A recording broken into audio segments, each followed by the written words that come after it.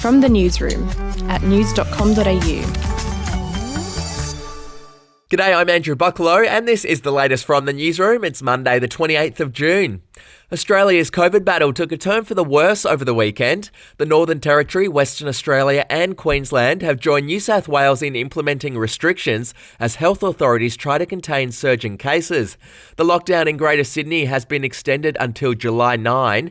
In the NT, a 48-hour lockdown was yesterday announced for Darwin, Palmerston and Litchfield after an outbreak at the Tanami Desert Mine. In WA, a traveller from Sydney has tested positive for what authorities believe is the Delta variant.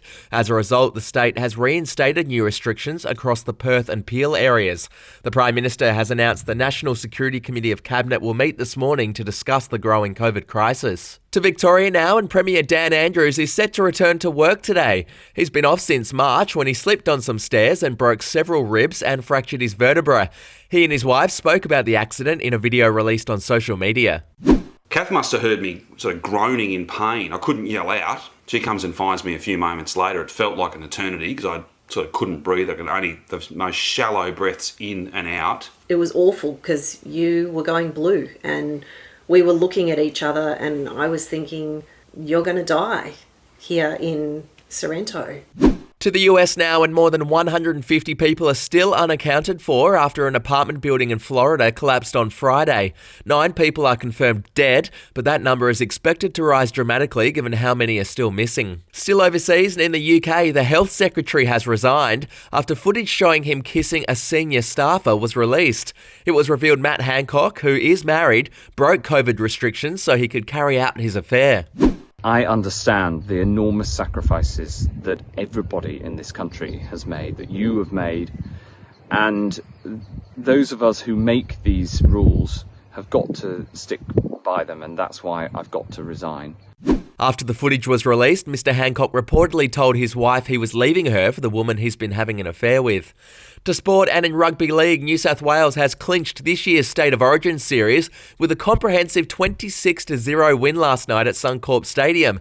It's the first time in history the Maroons have been kept scoreless in Brisbane. New South Wales coach Brad Fittler was incredibly proud of his men's efforts after the game. Have a listen. Just a real joy to be part of, really. To get down to the death in the first game, they saved a try at the death and then do it again here. Brian Toe saved a try at the death. Turbo saved one where they most didn't have to. The sign of how strong the whole group was the way they defended on their line. To showbiz news, Packed to the Rafters star Hugh Sheridan has come out as non-binary. The actor, who is engaged to model Kurt Roberts, wrote on Instagram, "I don't accept a label because it limits me."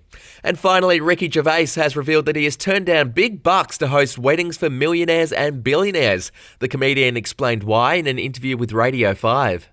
I turn them all down, not because I think it's beneath me, because I just wouldn't enjoy it. It's not. I even feel guilty about turning it down because I think, well, that's a day's work and I could give this 5 million to charity or something. But that's not what I do. I don't think that's what I do.